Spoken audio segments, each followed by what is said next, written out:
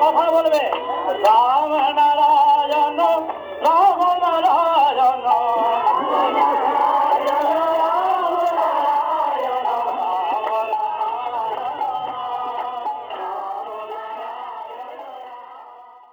রাম নারায়ণ রাম।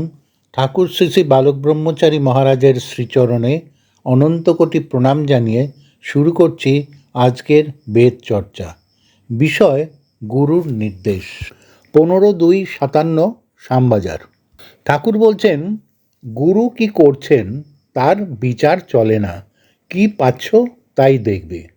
বিভূতি দেখেও কিছু হয় না, যা জ্ঞান বা সত্য বস্তু তাই গ্রহণ করবে। সত্য থেকে এক চুলও নড়বে না। গরু নোংরা কাগজ খায়, দেখবে কখনো কখনো নর্দমাতেও মুখ দেয়, বা রক্তমাখা ন্যাকড়াই হয়তো খেয়ে ফেলল, কিন্তু সে তা করে তার শাবককে দুধ খাইয়ে বাঁচাবার জন্য। গুরু যা দেন তাই নেবে। গুরু দত্ত তত্ত্বরূপ দুগ্ধ পান করো। গুরুগত প্রাণ হতে হবে। গরু যাই খাক, কি খাচ্ছে কেউ দেখে না, দুধ পেলেই হলো। যেমন দুধ সকলে দহন করে নিচ্ছে ও পান করছে, তেমনি গুরু যে পথ ধরে নিয়ে যান সেইটি তোমার পথ। অন্যের পথ হাজার সুখকর মনে হলেও গ্রহণযোগ্য হতে পারে না।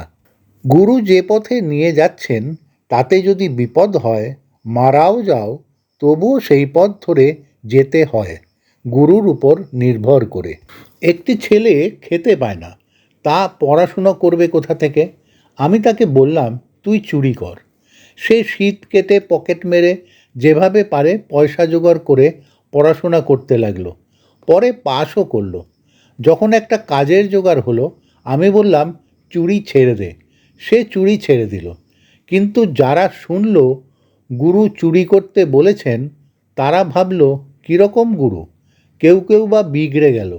যার যেটি দরকার গুরু তা সেটা করিয়ে নেন। কার কি করতে হবে গুরু জানেন। গুরুর কাজের দিকে লক্ষ্য করে বিচার করবে না। যা গুরু দেন তাই গ্রহণ করবে।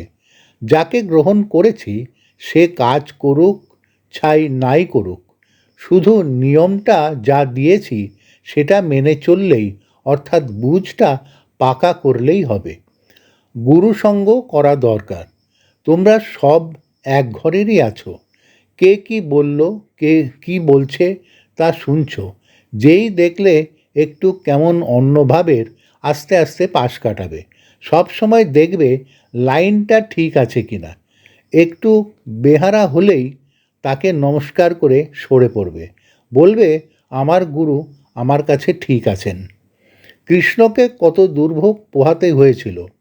কৃষ্ণও বহুদিন দেহ ধারণ করেছিল, চিরকাল কত দুর্নাম শুনতে হয়েছে। 100 নারীর মধ্যে হয়তো 2জন বিগড়ে গেল, আর সবাই যখন তাদের মনের কথা তাদের আত্মীয় স্বজনদের কাছে প্রকাশ করল, তারা বলল, তুই ভাগ্যবতী রে, তাই কৃষ্ণের মতো ভগবান পেয়েছিস।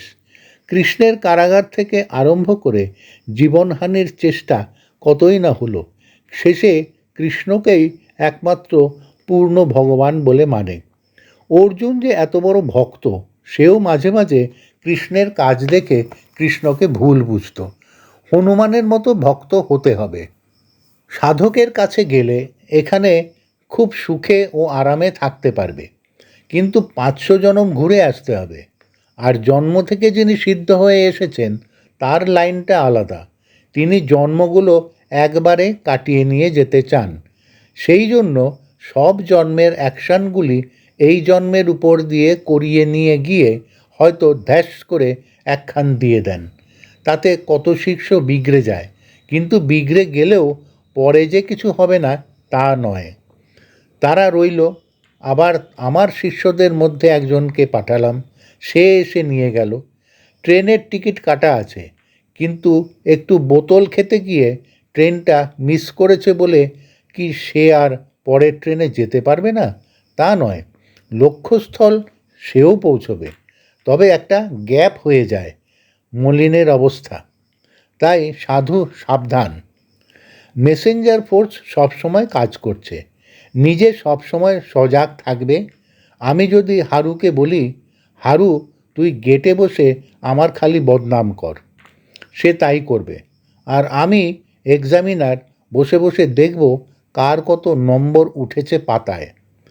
ঢাকায় থাকতে একজনের বাড়িতে যাওয়া আসা করতে করতে যে ঘটনা ঘটেছিল সেটাও বর্ণনা করেন।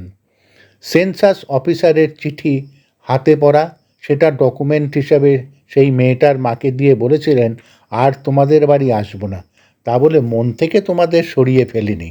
রাম ও নারায়ণ রাম, পুস্তক সূত্র পরমার্থ। প্রিয় শ্রোতাবৃন্দ, আপনারা আপনাদের মতামত কমেন্ট করে জানাবেন এবং শেয়ার করে সবার মাঝে ঠাকুরের কথা ছড়িয়ে দেবেন এবং সাবস্ক্রাইব করে দেবেন, যাতে পরবর্তী অধ্যায়গুলো আপনাদের কাছে সহজেই পৌঁছে যায়। রাম ও নারায়ণ রাম।